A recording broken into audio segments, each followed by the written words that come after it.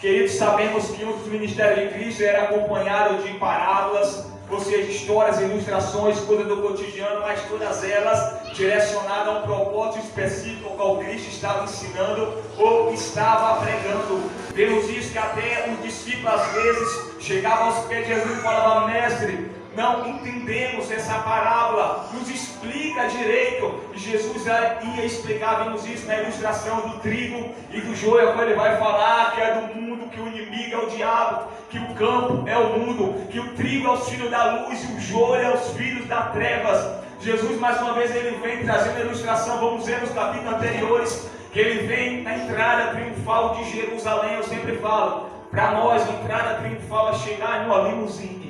Para nós a entrada triunfal é chegar de helicóptero, é chegar num jatinho, é chegar no maior estilo. Mas a entrada triunfal que a Bíblia registra, a maior entrada triunfal, foi feita em cima de um jumentinho. Aleluia! Aleluia! Oh, aleluia! Eu fico vendo que o ministério de Cristo aqui nessa terra foi dotado em humildade.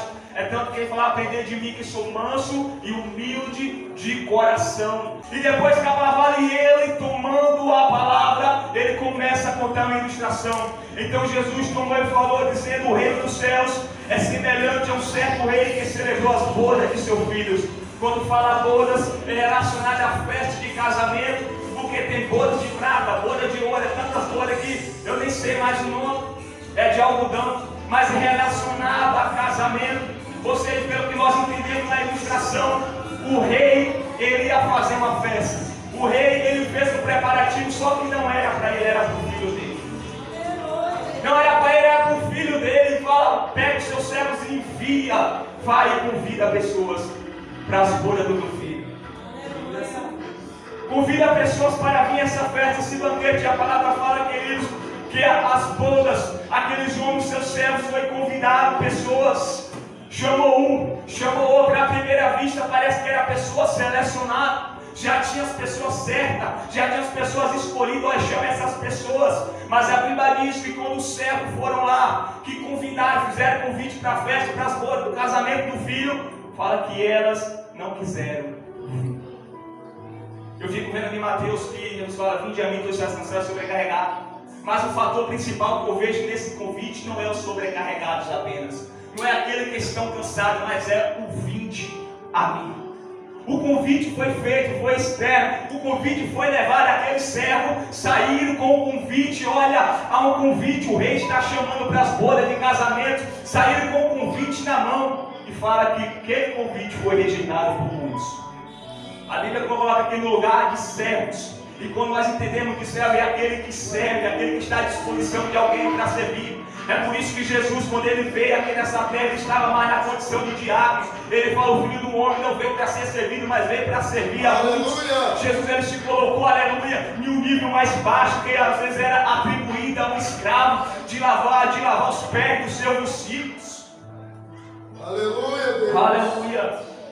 E aqui fala que enviou o seu servo. Quando fala servo, eu entendo que Deus sempre teve e tem os seus servos à sua disposição.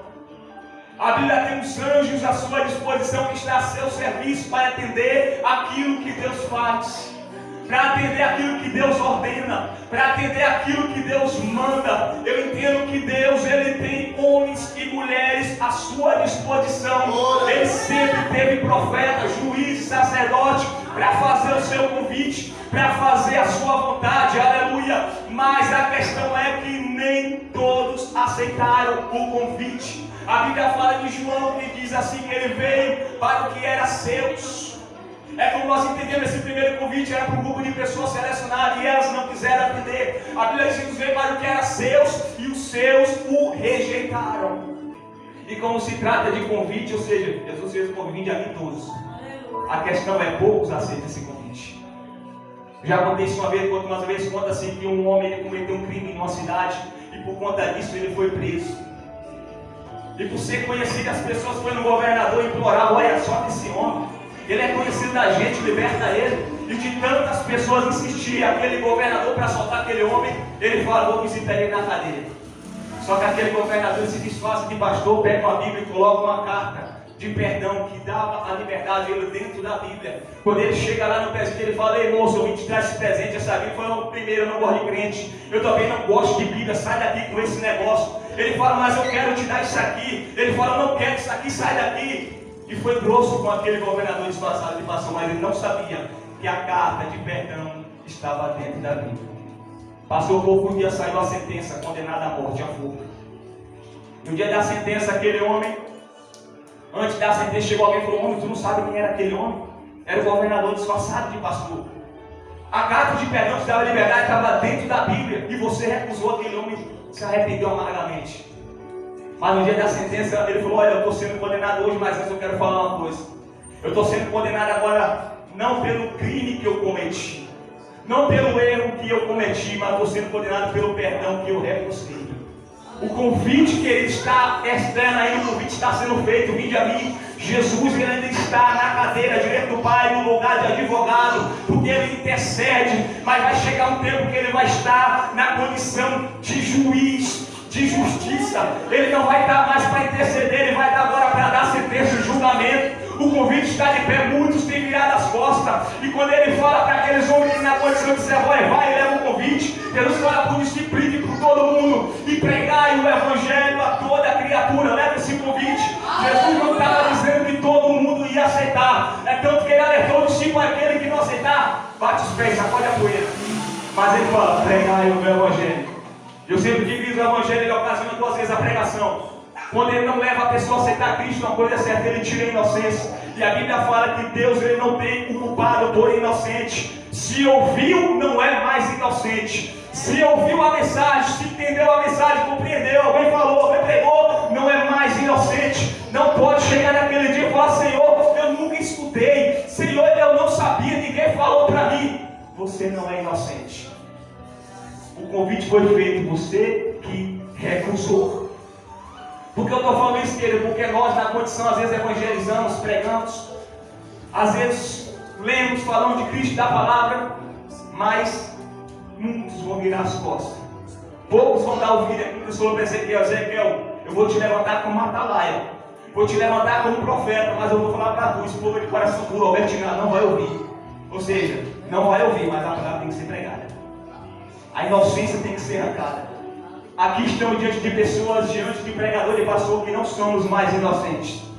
Quantas pregações nós já ouvimos na igreja, na internet, nas ruas? Quantas vezes nós já lemos essa palavra? Quantas vezes nós já ouvimos, já falamos de Deus, de coisas concernentes a Deus, do céu, do inferno, da Bíblia? Não somos mais inocentes. Nós aqui não somos mais criança na fé. Nós entendemos, querido, que há um céu, mas também há um inferno. Nós estamos diante de Deus na condição de pessoas que sabem. Nós sabemos que diante da justiça há o crime é doloso e culposo. Eu pensava que era o contrário, mas fala que culposo é quando não tem intenção, e doloso é quando há a intenção. E quando há a intenção que a pessoa comete, sabendo dos erros, sabendo da penalidade, sabendo o que vai acontecer, a sentença é mais pesada. A verdade é essa. A pena é mais pesada porque você fez sabendo. A Bíblia fala: vinde a mim todos estáis cansados, vinde a mim do jeito que está, mas não permaneça da forma que você veio. Vamos trazer para nós. Eu fui criado no Evangelho, gente que tem 1 ano, 2 anos, 5 anos, 10 anos, 15 anos de crente de Evangelho. Ou seja, o que você tinha antes, vícios, práticas, você largou, o adiante, todos esses anos ele acompanha você, ainda me acompanha. É por isso que ele fala: arrependemos, renúncia, vigiai. Quanto tempo de cristão e o que você ainda tem, que carrega com você de quando você ainda não era crente? A Bíblia fala: examinai o homem a si mesmo. Se nós olharmos para dentro de cada um de nós, como é que era a tua vida antes? Como é que está agora? Mudou muita coisa? Mudou alguma coisa? O que permanece quando você não aceitava a Cristo que está contigo hoje ainda impregnado? Essas coisas só vai manchando as nossas vestes. A Bíblia fala que todos os joelhos vão se dobrar. E nós entendemos, vemos de filme, de novela, sabemos como rege a lei do país e em outros países. Quando a pessoa ela vai para o júri, para o tribunal, diante do juiz, ela vai com um advogado. E quando chega lá, que é apresentada alguma acusação, alguma queixa, o advogado ele se manifesta e fala: ei, essas acusações são falsas. Quanto o meu cliente, naquele dia não vai ter advogado. Naquele dia não vai ter ninguém dizendo: isso aí é mentira, eu não fiz isso. Naquele dia não vai ter ninguém se manifestando: Senhor, o Senhor está errado, está equivocado. Querido, eu estou falando isso por quê? Porque nós vivemos um tempo, e às vezes nós mesmos nos esquecendo, que haverá um dia do encontro com o Rei, que haverá um dia do encontro com Cristo, que haverá um dia que nós vamos ter que prestar conta com eles. No tempo de Noé não tinha lei ainda, no tempo de Noé não tinha os mandamentos, mas Noé foi um homem justo, mesmo no meio daquela geração. Por quê? Porque nós temos conhecimento do que é bom e do que é ruim, nós temos conhecimento do que é certo e do que é errado, mesmo sem lei, meus seus mandamentos. Noé já era um homem justo diante de Deus. Vemos os sinais se cumprindo. Foi lido aqui o que vai acontecer nos últimos tempos, ao que nós mais vemos, somos amantes de si mesmo. Nós estamos vendo tantas coisas acontecendo, queridos. É que ele falou: Paulo desde aquele tempo pregava lá, porque as pessoas vendiam os bens, vendiam as propriedades, porque pensavam que Jesus ia voltar naquele momento, que Jesus não deu nada. Eles viviam como Cristo ia voltar naquele momento, e nem viam os sinais que a gente viu hoje. Eles viviam dessa forma, como que Cristo ia voltar naquele tempo, e nem contemplou tantas coisas que nós contemplamos hoje, e agindo como que se Cristo não vai voltar mais. Quando a trombeta vai tocar, a trombeta vai tocar, e só aqueles que vão subir é que vai soltar. O ímpio não vai ouvir. Quem não tem compromisso com Cristo não vai ouvir esse som da trombeta. Você vê na internet lá: olha o som da trombeta, é mentira. Quando você vê alguém falando: eu vi o som da trombeta, tem compromisso com Cristo, é mentira. Só vão subir os eleitos de Cristo. Aleluia. E só falta a trombeta tocar. Aleluia. E olha aí, eu louvo a Deus, porque nós vamos nos encontrar lá, queridos. Porque fazer o barco afundar muitas vezes na tempestade era excesso de carga. Lá no tempo de Jonas, olha, joga as cargas fora.